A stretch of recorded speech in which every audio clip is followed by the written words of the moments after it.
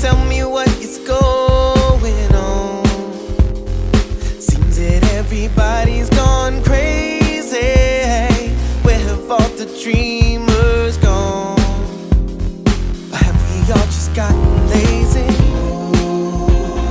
Something's got to give. There won't be much life left to live. Please send a sign from up above.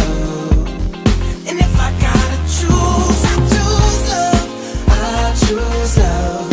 I choose love. No one's gonna make me hate. I choose love. I choose love. No one's gonna take that away. Ooh, something strange is in the air. Seems that everybody's changing, and I can't find no faith anywhere.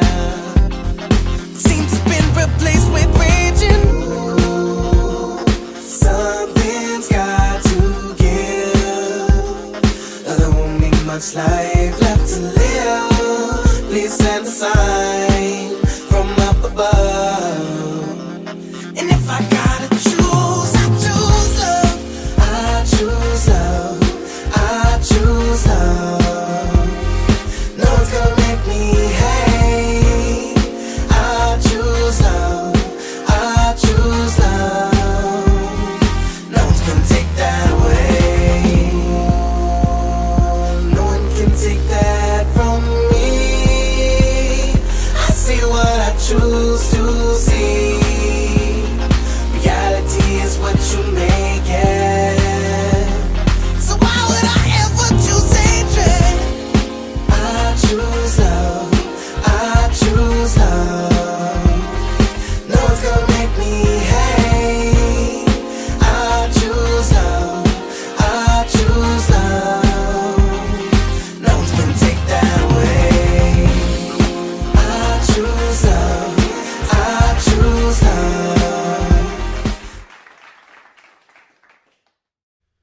What's going on? What's going on, people? Welcome to the Progressive Action TV show. Before we get into what we're going to get into today, I need you guys to remember how to donate to the platform. Cash App, Progressive Action 100. The PayPal is Progressive Action, and you can also donate via Patreon. You guys see, these are how the disgruntled employee shirts are going to look a little bit more classier. Look at them. Check it out. That's how the shirts is going to look. Thanks to MTA, his name, PR person, Tim Minton, for the idea of calling me a disgruntled employee. Excellent idea. Excellent idea. Hold on one second. Let me get my name on the screen. Also coming up, can't forget about this. There is a rally, Save Our Stations rally, on Wednesday, November 18th, 2020 at 1 p.m. Marching from 195 Montague Street to Brooklyn Plaza, J Street. Save Our Stations SOS. You can reach out to I forget the name. I get the website by the end of the show. The email on who to contact and things like that. But it's going down. I don't care what title you have. I don't care if you're a station agent or not. Bus operator, conductor, train operator, cleaner, maintenance worker, track worker, structure. I don't care what kind of title you have. It's very important that we stand next to our coworkers while they are under attack. So I had received a message. And when you receive messages from people who's not on your, pardon me, hold on one second. When you receive phone calls from people who are not on your friend list, it goes into another section of Messenger. And I rarely check that Messenger, but I end up checking it that day. And I seen a message from a female saying that she wanted to do an interview on the show. And I'm like, You want to do an interview on the show? Um, so I just hit her up, and she told me what happened. I was like, wow. First of all, I applauded her for even wanting to speak about it, because a lot of things be going down in this union by union reps, and members be afraid to speak about it. But she was ready, willing, and she's able, to speak about it. And she's very upset, and she wants change in this union. So without further ado, how you doing, sis? Are you there? Hello? Yeah. How you doing? Yes, hi. How are you? Well, welcome to the show. Welcome to Progressive Action TV. How you doing today? I'm hanging in there. I'm still kind of down, but I'm just trying to keep my head above the water. Okay, what's your name? You could just My give your name is you could just give your Karen. yeah, you could just give your first name. Your name is Karen, correct? Yes, And where do you work? correct. Where do you work? I work at LaGuardia Depot in Queens. LaGuardia Depot in Queens. Okay, so I was giving the people a brief, synopsis on how we connected. You hit me up in Messenger, and you said that you wanted to be on the show, and you had a few issues that you wanted to talk about. And I want you to tell the people exactly what we will be talking about today. We are talking about my story, my truth. Um, Division Chair John Day was unjustly removed from his elected position because he saved my job. Me being an African American woman that was seeking restricted duty work and special accommodations and not receiving proper help from my union. The fact that he was removed from office is just mortifying. I just can't believe it. It's just, So I just have to okay, speak out. no, go ahead. You just have to speak out. So Yeah. all right. So I want to start from the beginning, because I'm learning, a lot about this as it goes along. Also, I don't know everything. I didn't have a real chance to speak with you about anything really, besides the reason why you wanted to come on the show. And I basically like to conduct my interviews like that because I like to be surprised also of what's going on. But from what you told me, I think that everyone needs to hear, what's really going on. So let's start from the beginning of you said that you needed some type of accommodation, whatever the case is. Let's start from there as to what happened to make you, not saying your medical diagnosis or whatever it may be, but what brought you to the place, to John Day or whatever other union reps you was dealing with, and what obstacles you was facing before you actually got help. Well, I'm going to take you guys back a year later, January 2019, when I was about to be, my disability insurance was about to be, exhausted. And I submitted a letter in writing for a restricted duty position, for 10 days restricted duty, and for a division shifter position. And I submitted it to my chairman at the time. His name was Lacito Castro. And he forwarded through the chain of command it eventually got to Pete Rasconi, and my request was ignored. Let's back it up for the people who don't know. Wait, hold on, that's my phone. Right. Let's back it up for the people who don't know. Who is Pete Rasconi? Pete Rasconi is the vice president for Private Lines MTA Bus. Okay. All right, continue. So after submitting the request, I haven't heard anything back from Pete Rasconi. And the reason why I submitted the request, because there were vacancies in the position and I haven't heard anything back. So around April it was brought to my attention that they placed someone into the position, but he wasn't Black. And my disability insurance ran out, and I had to file for unemployment insurance benefits.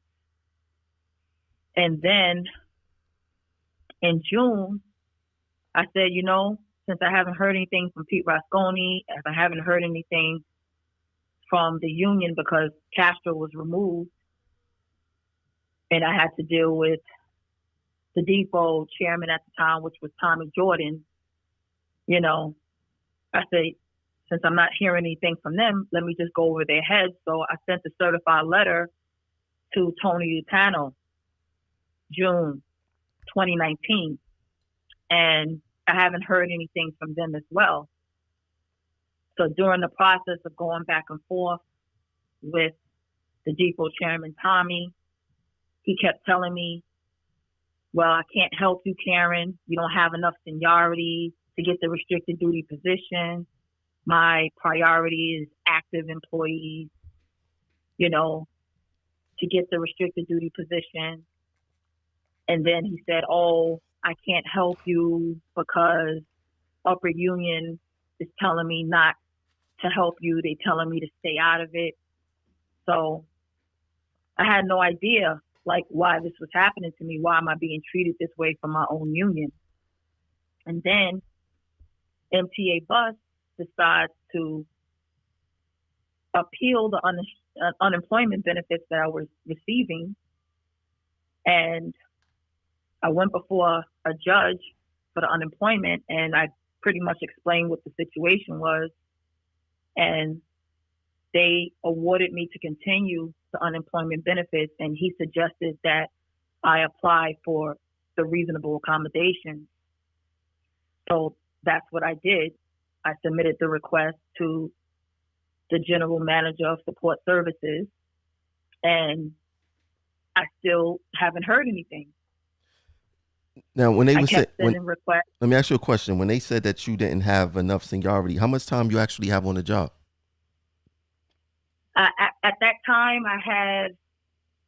it was like a year and a half, a year and 6 months. Okay. But when I was looking in the contract, it said a restricted duty position, so it has nothing to do with seniority. So I don't know why he kept telling me that.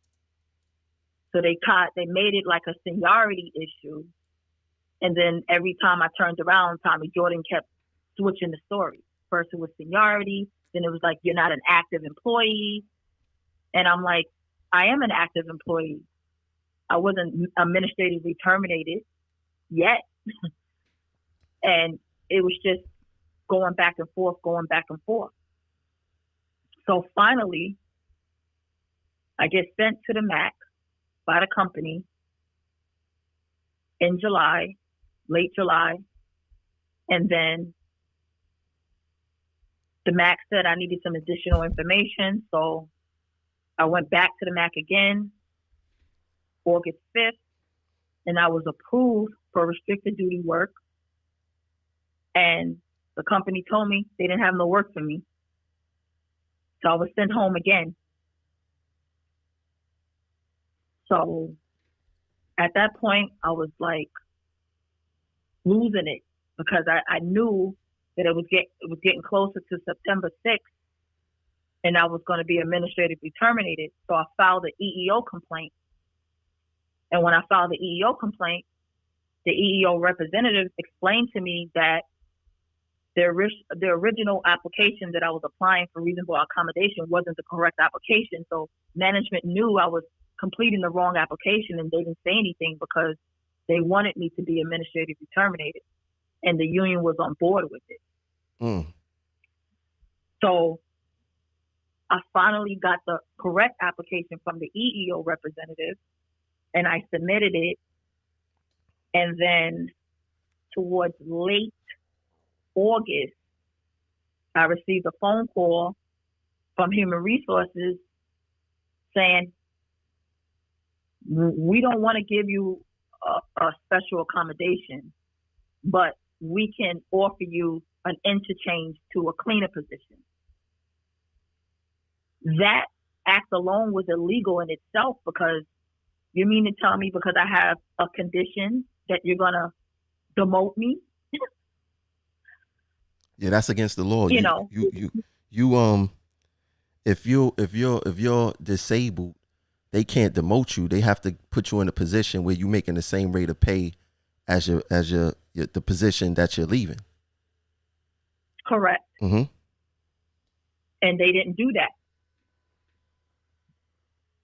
So Now, you mentioned that you emailed, you contacted Tony Utano. Um, yes, how exactly did you, that was, just to be clear, how exactly did you contact him? I sent him a letter, And what's the date on that letter? certified mail. The date on the letter is June 27, 2019. All right. And I think we have that. I think we have that. Let me find that. You see, June 27th, 2019. Let me find that one. Just so the people could see what's going on. I just want to show them that they was aware. So you contacted, on the screen right now, we have a letter from bus operator Karen to Tony Utano. It has the address. It's June 27th, 2019. And she says, I, B.O. Karen, write in this letter to inform you that on and around 2018, I submitted a request for a division shifter position.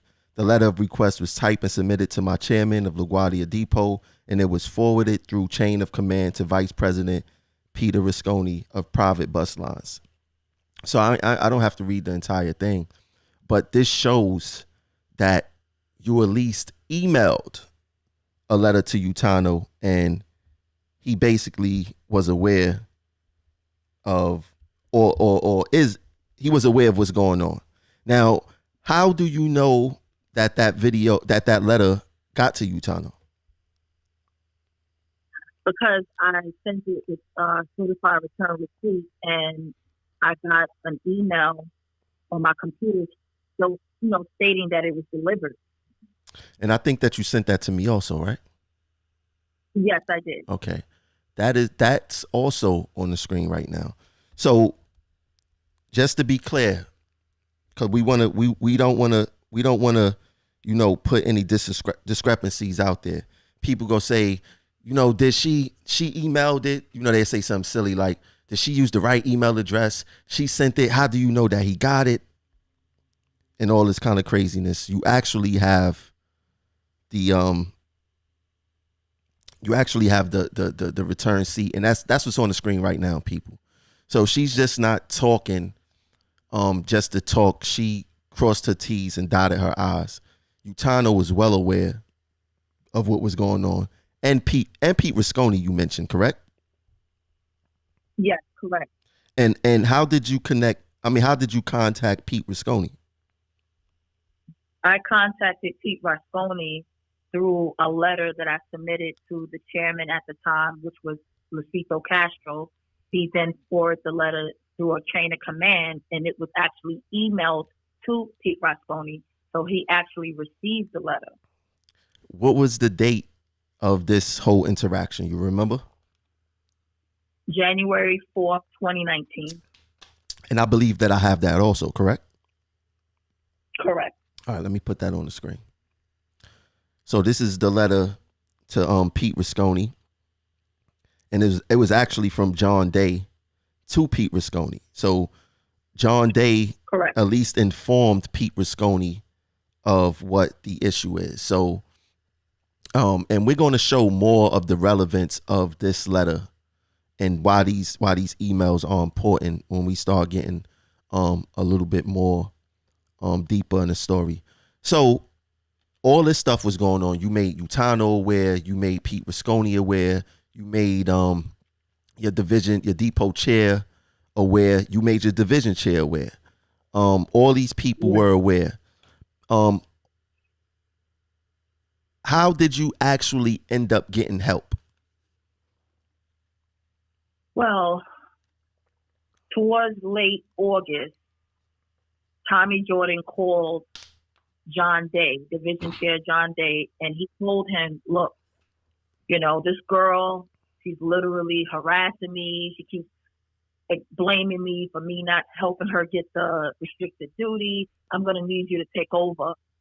And that's when John Day stepped in and he saved my job. John Day saved your job. John Day saved my job. Okay, so nobody in the union cared to fight for me to get the 10 days restricted duty, cared to fight for me to get the division shifter, even though it was vacancy. No one cared. They just let management do whatever they wanted to do to me. And I just want to be clear. Who I want to just draw a line in the sand. Who helped you retain your employment and who didn't care if you was fired or not? We gotta put the names out there. John Day, division chair John Day, helped me obtain my employment. Okay? Who did not care are the people that I addressed as far as my depot chairman, Thomas Jordan, Pete Rasconi, DP Pete Rasconi, and Tony Gaetano. They all were very aware of my situation and didn't care to help me during that time at all. Okay. So, why do you think that they did not want to help you? I think they didn't want to help me because I was African American and I was a female. Because everybody that was able to get the restricted duty position into the division shifter, none of them were black. And out of all of them, I put my request in first and I got demoted. They didn't get demoted. They got to keep their bus operator pay. Interesting. So we're going to touch more on that a little later in the conversation. Where did the actual problem arrive? Because now a lot of people don't know John Day was removed from the union just recently. The union. I will speak on that. Speak on that whole thing of like what happened to John Day and why did it happen to John Day? Well, John Day got brought up on charges by Vice President Pete Rasconi on August 16, 2020, stating that he was giving me preferential treatment and he violated the contract by not posting the position. Let me ask you a question. Have you ever seen these positions posted before? No. So you never seen these positions posted before, but you've seen these positions being filled before. Right. Okay. So now for some John Day has always assisted employees, no matter what race you are, accommodated them and put them in positions so they would not lose their job. That's the type of person that he is. He's an amazing division chair and he cares for the people and he fights for the people. He fights for the members. So, cause I'm kind of confused as to, I mean, John Day, he has been helping members, but for some reason when it came to you, it became a problem. And when it That's correct. Yeah, and Actually shocked. Yeah, because you said that you've never seen this before. I've never seen this before. You know, how can a division chair, union official save a member's job and he gets brought up on charges and removed? It doesn't make any sense. Especially when it's happened before. Exactly. It has happened before. And I think you also mentioned that, well, I'm going to ask you, I don't want to get it confused. Who mainly have these shifting positions? I'm sorry. Who mainly has it? Like is it like men? Is it a particular race? Like who have these shifted positions? Like is it like, because you know in some places in the union they save positions for family and friends. You know, Right. Is there is like who has these positions? I just want to make sure that for my own personal knowledge. Well, from what I know and from what I witnessed so far, I'm the first African American female that was placed into the division shifter position. So, any other race other than black, I have not witnessed personally in that position. Okay. So, all right, let's get back to John Day. Getting in trouble. So John Day helps you. Now there's charges on him. What kind of charges was brought against him for helping you? They basically said the first charge that they filed, that Pete Rasconi filed against him, was completely untimely. They basically said he violated the contract and he was giving me special preferential treatment, which was a complete lie. I didn't receive any preferential treatment because I wouldn't have never got demoted and I wouldn't have been facing administration termination if someone had done their job and got me the 10 days restricted duty or the division shifter job when I requested it back in 2019. And the second charge that was amended into the first charge was the division shifter position, when they lied and said that John Day and I signed a stip in order to get into the position for division shifter, and that is a lie. There was no stipulation. I applied for a reasonable accommodation. I asked for assistance from John Day with the emails, but I filed it on my own behalf. And they lied and said it was a stipulation, and this was done without the union's knowledge, and that wasn't true. The union was very aware of all the reasonable accommodations that I've put in. That's a fact, because like once again, we just pulled up the letters and emails that was sent to Pete Rasconi and the letter that was sent to Tony Utano, which you also had, like I said, you also provided a receipt to say that it was received. Yes. Right. So they brought up charges on John Day saying that he did X, Y, and Z basically without their knowledge, but they was actually knowledgeable of the situation, but they just didn't want to help you, correct? They just do not want to help me. They just do not want to help me. Okay. So now what happens during this trial? Were you a part of the trial? Yes, I was asked to come down as a witness to tell my story, which I'm doing right now, to speak my truth. And we laid out the evidence, the emails.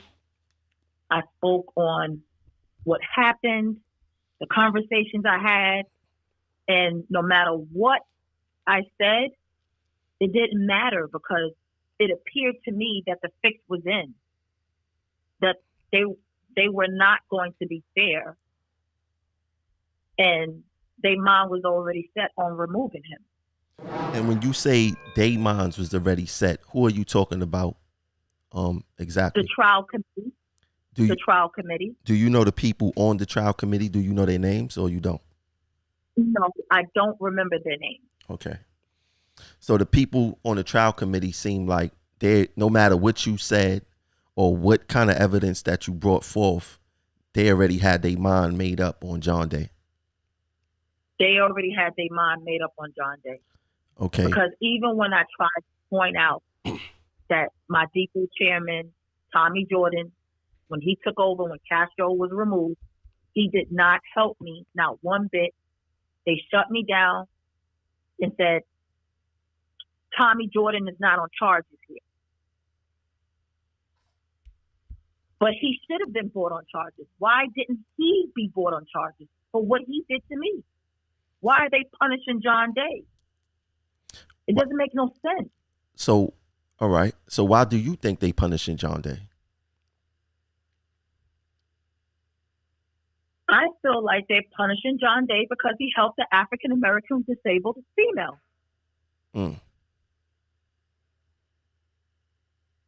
So you feel that if you were a white male, this would never happen? Oh, this definitely wouldn't have happened. It's hard enough for women to even work in this male-dominated workplace anyway. Whether your bus is trained, it's very hard for women. So basically, John Day, he got charges brought up on him because he was actually being what a union rep supposed to be. Yes, John Day was doing his job. And that's what union reps are supposed to do. I mean, because I find it. But did you during the trial, did you make it clear that besides John Day, that at least Pete Rasconi and Tony Utano knew exactly what was going on? That was the first thing that I brought up because I had to go through the timeline, and I let them know that first Pete Rasconi was aware, and I never received a response from him. And then after that, I was dealing with Tommy Jordan. And then after that, I sent a letter to Tony Utano because I haven't heard anything and I wanted to go over their heads. But now I know why they didn't help me. I'm just another African American woman that don't matter. Yeah, and to be clear, for those who don't know, the untimely charges, the way that work is that they got 60 days from the point they became aware of whatever the alleged allegation is. I think that's what it says in the bylaws. Pete Rasconi and Tony Utano obviously was aware since 2019 because that's when they received letters or whatever the case was. And then they decide to bring these charges against John Day. I think you said August, correct? Yes, August 16th. Yeah, they bring the charges against John Day more than a year later. That's why the charges are alarming. I mean, untimely and alarming too. But let me explain to you guys like even more of what really happened here. John Day was a victim of a political hit job, and they tried to scapegoat him from, I feel, using a black woman as the scapegoat, as for his reason to be removed. I think back in like August, it may have been July, maybe July. John Day had took a picture with me, Paulie Navarro, my progressive action team,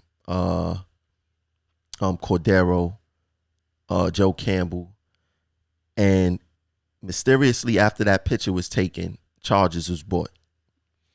And I feel that they tried to use your case as a reason to bring charges against him. And Wow. Make no mistake about it,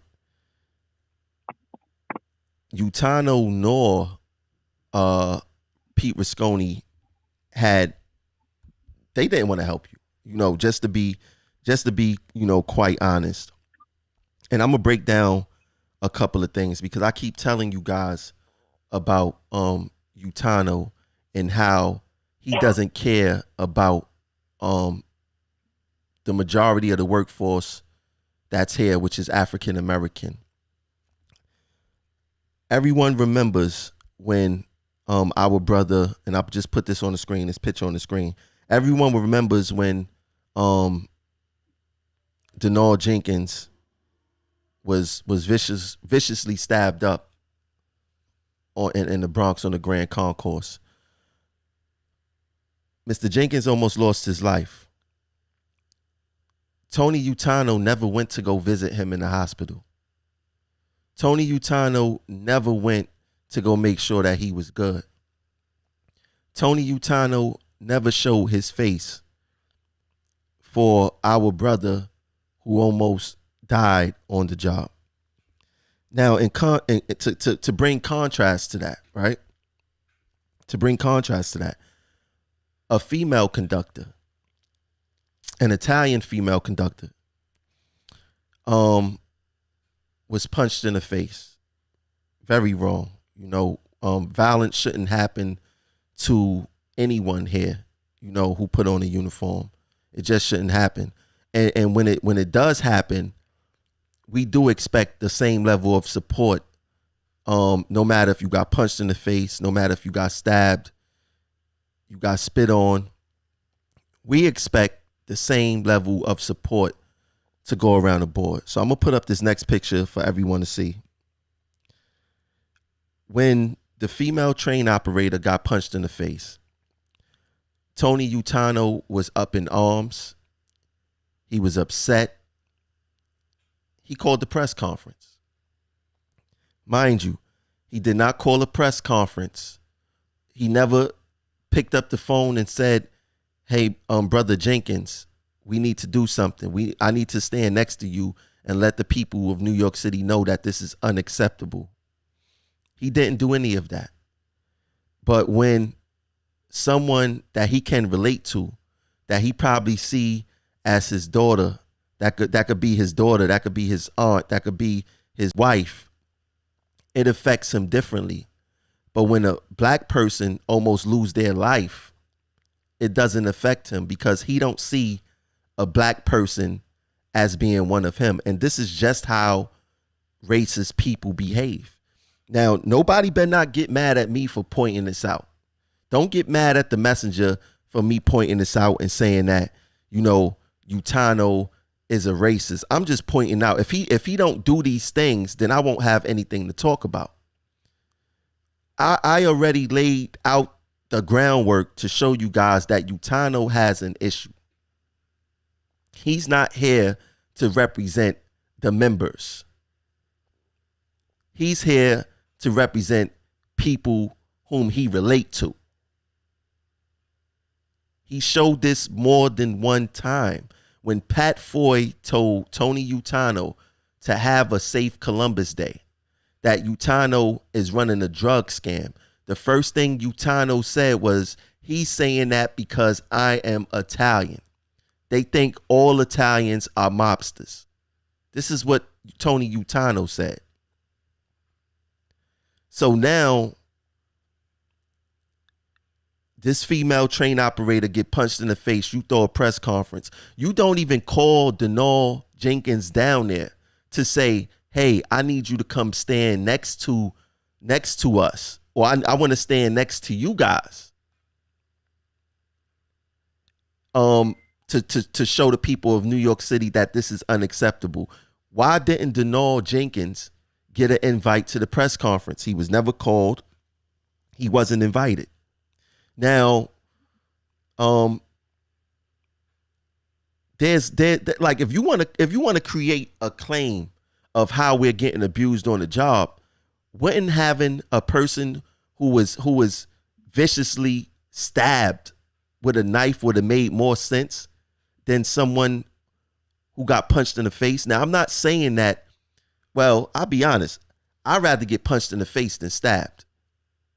I think most of the people on this line would rather get punched in the face than stabbed.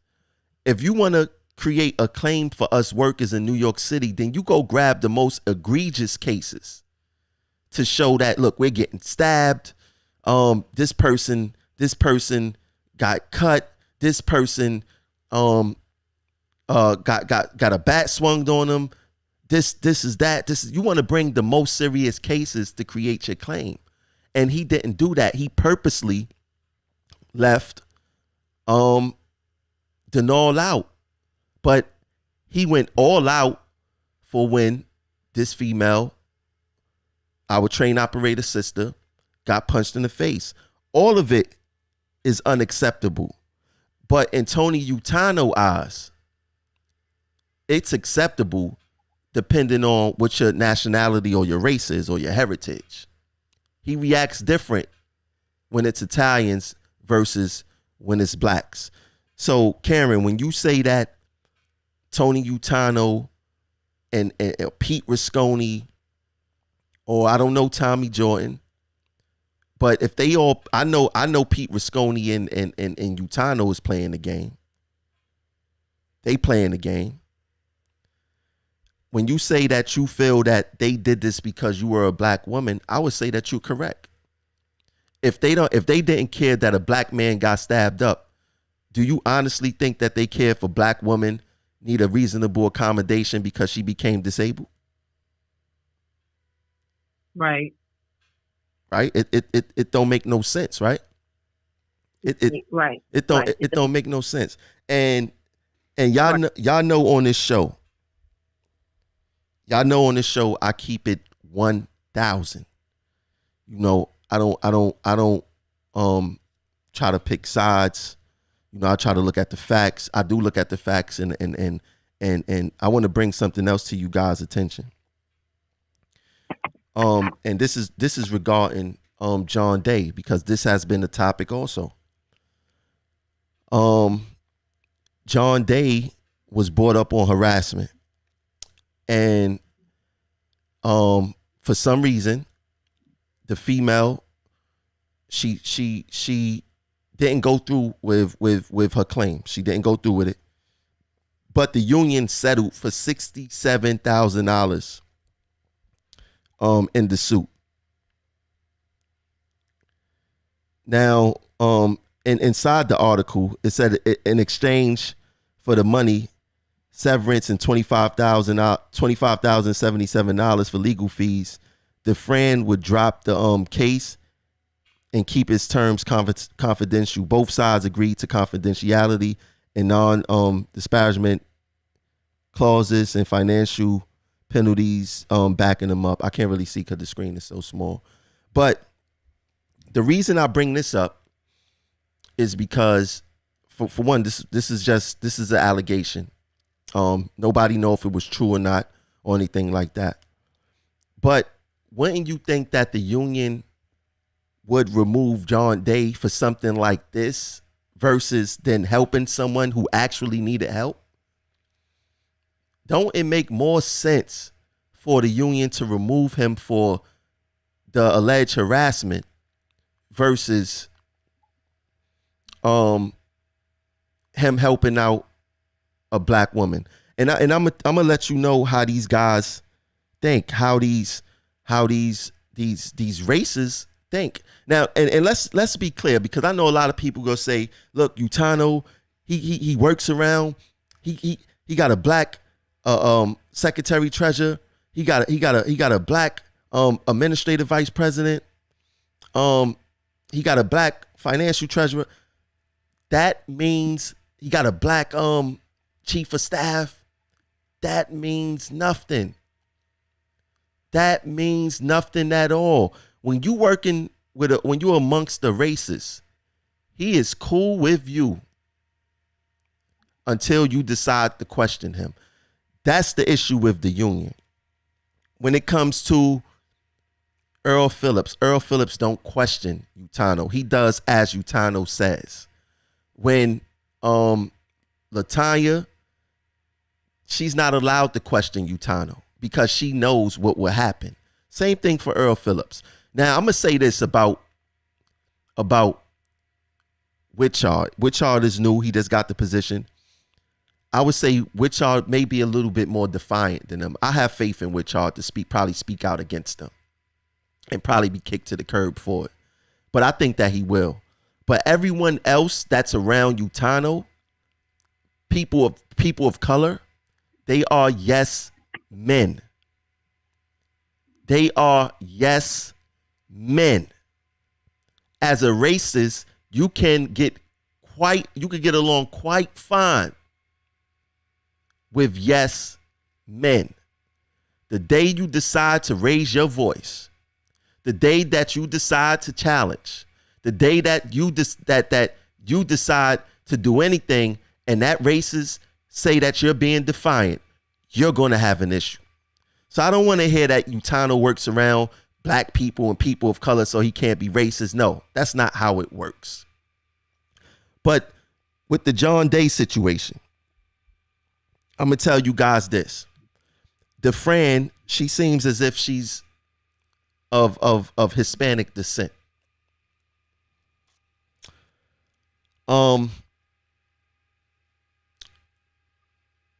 when John Day allegedly did whatever he did, it was accepted because he was abusing a person of color. It was accepted. But the day that he decided to help a person of color, he got crucified for it. See, these races, they don't care. If we abusing each other and we attacking each other, they sitting back, they laughing. They don't care.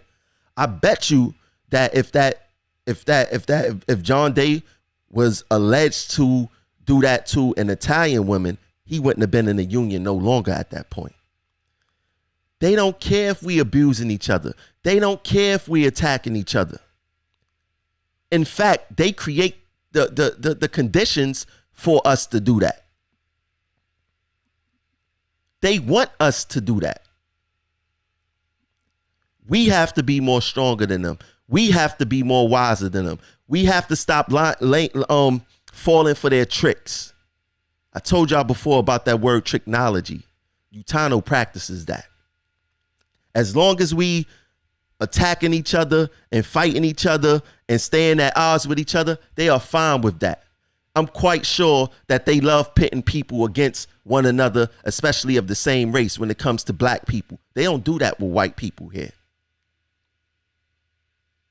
They don't do that here. John Day got removed because he helped a black woman save her job after she was wrongly demoted for a medical condition. That's against the law within itself. That's a whole nother topic right there. But we must pay attention as to what's going on here. This is not a game. This is not a game. This is real. They do not care about us. And like I said, don't get mad at me for reporting it or being the messenger. They don't care. I would like to know why he didn't help this black woman. I would like to know why Pete Risconi did not help this black woman.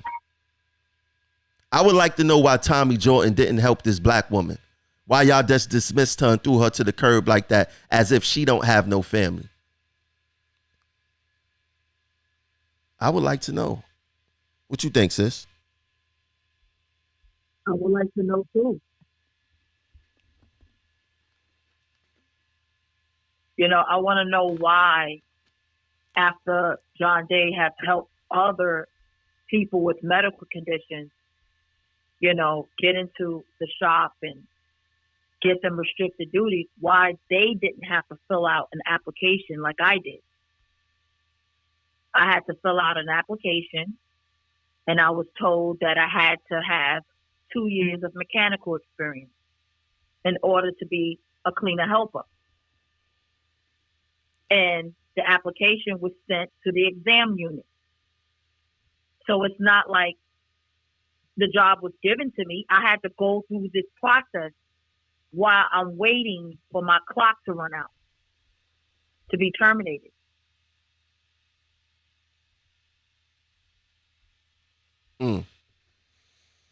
You can ask anybody that's in the shop that was put in the shop due to medical conditions.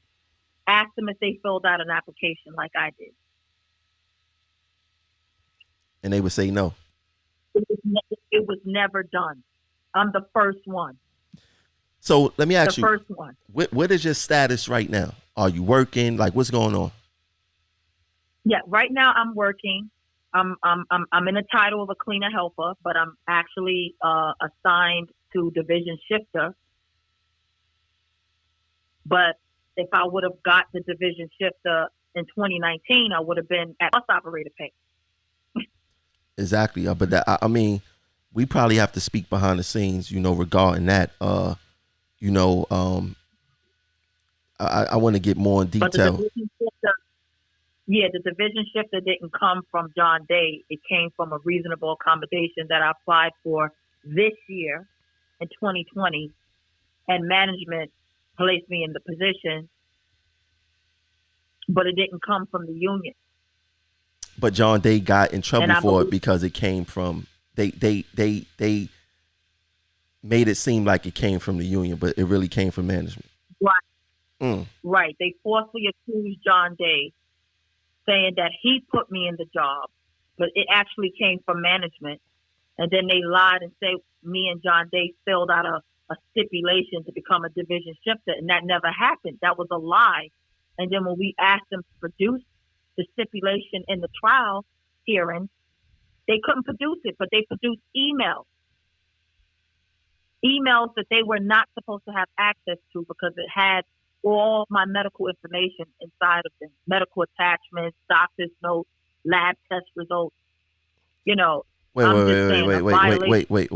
Let's back this up a little bit. Who exactly had access to your medical reports?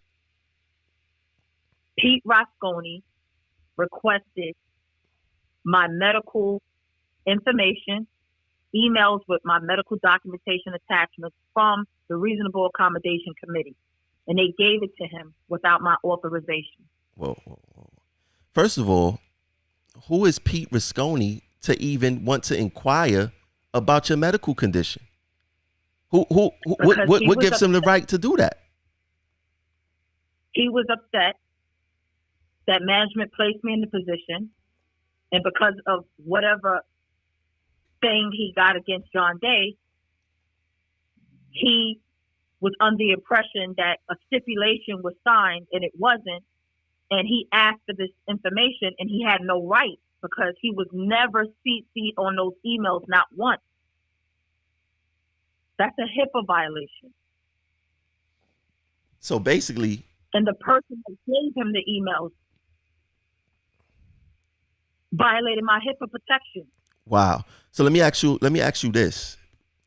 Do you have did you think that Pete Rosconi told anyone else? I mean, obviously he did, I believe, because I'm quite sure he didn't keep this to himself. You know, he was working in collaboration. So you believe that your medical diagnosis was shared after that, after Pete Rosconi got it then?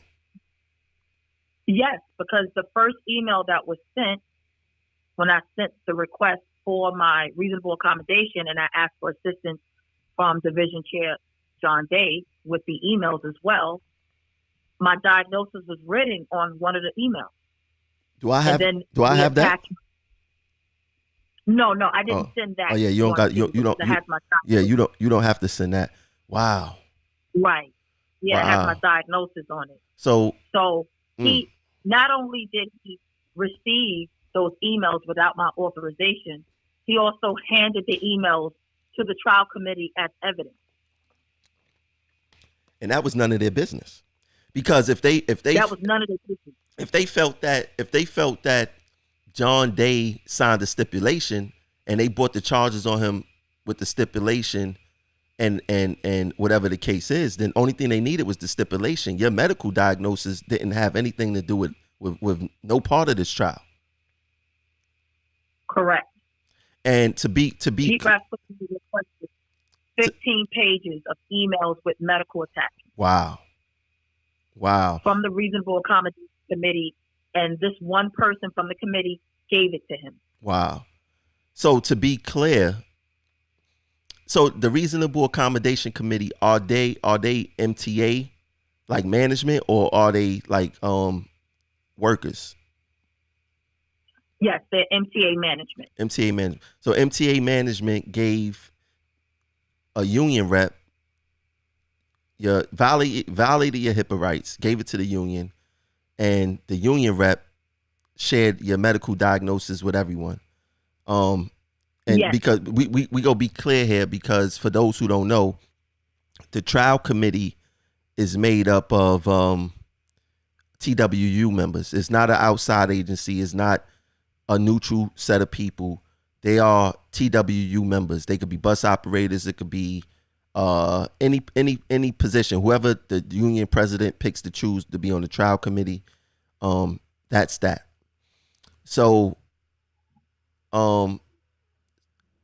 why no charges is being brought up on Pete Rosconi right now for violating your HIPAA rights? I mean, I'm quite sure that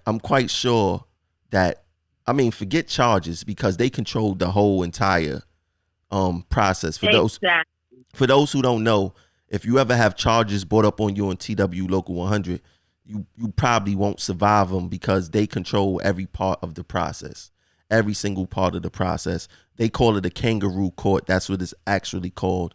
But I'm quite sure that that you probably have some type of outside recourse regarding this whole situation with management and the union. And you know, that's wrong for Pete Risconi to even want to know your medical condition. That don't have nothing to do with him. That don't have nothing to do. And you probably got, I mean, you got outside recourse to possibly sue Risconi personally, but you could definitely sue the union because he is a high-ranking union rep. And you know, maybe you do need to bring union charges against him because the same thing that they did with the DeFran situation. I mean, this is not alleged. What you saying Risconi did is not alleged. It happened for a fact, correct? Yes, it's not alleged. It happened for a fact inside the trial committee, John Day's trial committee. Okay, it happened for a fact. So the union, the union, they would have to settle with you. So what I would do if I was you, and I could definitely help you with that.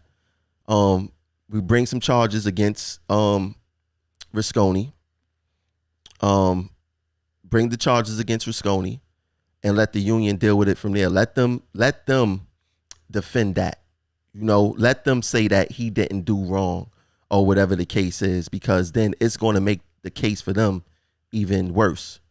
You know, because this is what they do. They protect each other, but they bring charges against anyone who may be running against them. They tried to bring charges against me before, and this is what they do. They attack. They is retaliation with them, is racially driven with them. This is just how they do. This is just how they do. But I mean, that's kind of crazy that your medical information is out there, and Pete Risconi asking for it. You know, I mean, what's crazy is this: he ain't want to help you, but he was nosy enough to want to dig inside your medical records to see what your medical condition is. It had nothing to do with him. Exactly, it had nothing to do with him. And why are you using me to hurt John Day? You was just a pawn. You was just a pawn. Exactly. They wouldn't have did. That's why I'm trying to tell you. They wouldn't have did this if you were a white woman. They not gonna use their own against their own. They're gonna use a black woman, of course, to take him down. You know what I'm saying? This is what they do. But let me ask you this. Right. John Day helped you. It seems as if he obviously did the right thing. What kind of message do you think that this sends out to someone? Let me make it clear. What kind of message do you think this send out to other reps who may want to help someone who is in your predicament? That's the question. It's gonna make them not want to help, because if the upper management, as far as Pete Risconi and Tony Atano, if they don't approve, then they're gonna get brought up on charges. They're gonna find something on them because they're not getting with the program. They only want to help people that they approve or they feel that like they should be helped. But you know, it's setting a precedence. Like, okay, you see what happened to John Day? It's going to happen to you if you decide to help. So you better stay in line. That's the way I look at it. But it's not really to help anyone, because like you said before, they done helped others. Yeah, they pick and choose who they want to help. So and it was clear as day. They never wanted to put me in the division shifter. They never wanted to give me the 10 days restricted duty. I only recently got into division shifter 2020, a year later, because I applied for a reasonable accommodation and management put me in the position. It had nothing to do with the union. You know what? And once Pete Rasconi found out that I got approved, he immediately brought John Day up on that second charge. And you know what's crazy? Now that I'm thinking about it, I'm thinking that the division shifter, I have to ask some people. It may be something that the union control, or the union been controlling, but management also have input. So being the fact that you went through management, and John Day was trying to help you, or whatever the case was, they took offense to that, because now you set a precedence. People don't have to go through the union to get that shifter position. They could just go through management if they need the reasonable accommodation. But but management gotta fix the fact that you're supposed to still keep your bus operator paid. That needs to be fixed. So there's a lot of things. There's a lot of moving parts here, as far in the violation of the ADA, the HIPAA violation, the cronyism, the racism. There's a lot of things to fix here. But what I would say is that, I'm very proud that you decided to, say something, because this been going on for a while, and the way that these oppressors work is that they thrive off of beating us into submission, wearing us out, and not saying anything. I think Gandhi said it: when you choose silence, you choose the side of the oppressor. And that's how this union functions. This is why I shake my head at the black people who do work around these guys, because they know the truth. But the only time that truth is going to come out is when they are sent back to their tools, or whatever the case is, and then they're going to decide to speak. I don't mind, better late than never, but I'm waiting for someone that's on the inside right now to say that they tired of what's going on, and they want to talk what's going on in this union, because it needs to be fixed. There's a revolution going on in America right now. I'm waiting for the revolution to start in Local 100. We need that. We need that. I didn't realize how corrupt it was until, they brought the very man up on charges that actually saved my job. And it's like, he didn't, if he didn't help me and I got administratively terminated and I would have sued him, they would have blamed him and said, oh, why you didn't help him? But he actually saved my job, and they removed him. And then when I bring out evidence that Pete Rasconi knew, Tony Otano knew, Tommy Jordan knew, nothing happens to them. Oh, no. John Day's up on charges. I'm like, huh? So you could have brought Jesus Christ himself as a witness. They would have still got rid of John right. Day. They would have still got rid of John. They were just going through the motion. They already had it in their mind. The fix was in. They were going to get rid of John. And I feel so sorry for the membership. Now, let me ask you, because I know sometimes I don't like to do interviews and put out there that I'm doing an interview about a particular topic, because I don't be wanting the guests to change their mind. That happened to me a few times.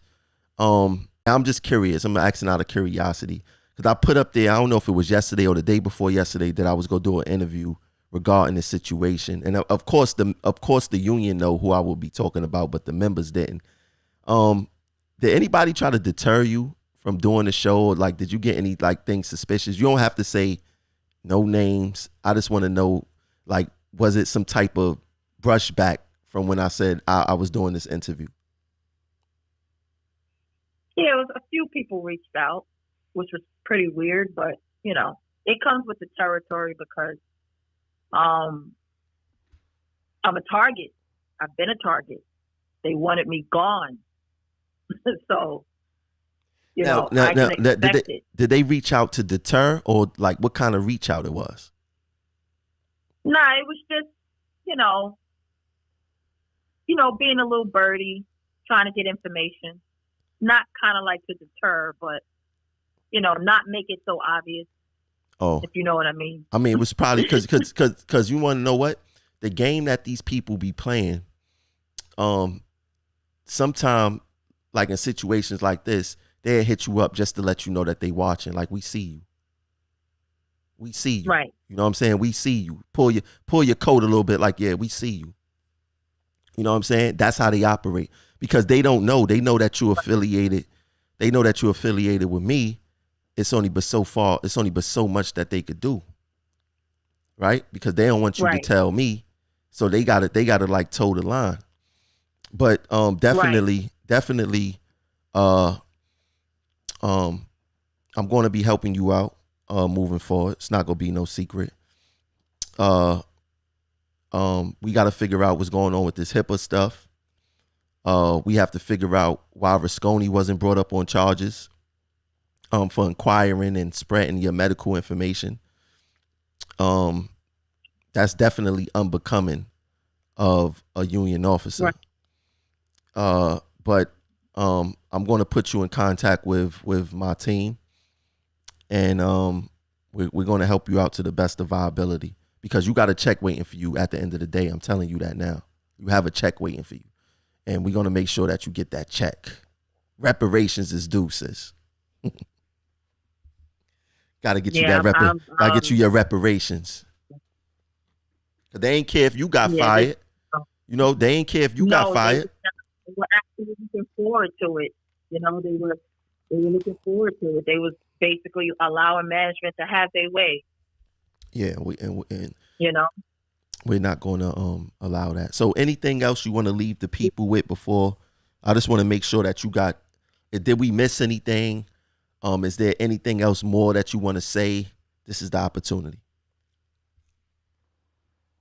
I feel like I pretty much told my truth, and I just want to let everybody know, especially, women of color, if you have experienced some type of retaliation or discrimination, applying for special accommodations, I suggest that you speak out, because this has been going on for too long. And I know some people are afraid to speak out because there's a lot of backlash and retaliation. So, I just pray that they have the courage to speak out, because you have to say something. I agree. Or it's going to keep on, it's going to get worse. And vote, vote next year and be wise for what, administration that you vote for, because it's very important. Don't just say, well, I'm not going to vote, forget it, I'm done with the union. No, it's very important, because this is what happens. The moment you get sick, you become a liability. Okay? The company doesn't care for you anymore. I experienced it several times. So, that's all I want to say. Well, thanks for calling in, sis. We will be in contact. And we'll help you. My team and I, we will help you navigate these waters. Thank you. I appreciate it so much. Thanks for allowing me to tell my truth. All right, we'll speak later. And justice for John Day. You said # justice for John Day. Justice for who? Justice for John Day. Oh, justice for John Day. Yeah, man. That's crazy what happened. That's crazy what happened to John Day. Well, thanks for speaking your truth, sister. We'll speak later. Thank you for having me. Bye-bye. All right, no problem. Crazy story, right? Crazy story. But I told you guys, man, this union administration, they do not care about all the members. They do not care about all the members. It's to the point to where they not even trying to play it off no more. They blatantly is like, yo, we don't care about everyone. We only care about our own. And we and the others that we have around us, as long as that they don't talk back, as long as they don't rock the boat, as long as they don't be defiant and they continue being the yes people that they are, we'll work with them. But the minute that they decide to do X, Y, and Z, we're not messing with them. We're not messing with them. If you want to donate to the platform, I keep telling you guys, donations is very important. It's very important that you donate to the platform. More stuff has been added. That means that more money has to go out. I can't keep paying for this stuff by myself. And I'm giving you guys timeless information on one of the highest levels. The things that we putting together, timeless, on levels never seen before on Local 100. You guys have to donate. Guys have to donate. Progressive Action 100 is the Cash App. The PayPal is Progressive Action, and in the link on YouTube and Facebook, we have something called Patreon. Let me see what's going on YouTube, man. How my people on YouTube doing it? Yo, YouTube, for everybody that's watching on Facebook, YouTube, they comments of the live chat comments be kind of lit. Shout out to Alexander Castillo, Lamont Kirk, Janae Moret, Tommy Strong, Andy Randomness, Berserk Hollow, Carbon 15, Heather Marie. That's Texas right there. Heather's from Texas, so it's good to know that we have Texas following the show. Pauline, Sin Sandy, AAA, whoever that is. Man, thanks for tuning in, man. I appreciate you guys watching the show on YouTube. I ain't checked Twitter, but I'm about to get off of this. I think later I'm going to do a live for the whole presidential thing. Listen, for you guys that's on live chat, I believe they got something there called Super Chat, where you could donate through Super Chat. You could donate through Super Chat. If you don't want to donate through Super Chat, in the link of the YouTube video, in the description of the YouTube video, you could donate that way. I'm not going to let you guys on YouTube slide. I need you guys on YouTube to donate to the platform. But please donate to the platform no matter which way you do it. Cash App, PayPal, Patreon. I do not take money in my hand. Got to donate through the platforms. I'll catch you guys later.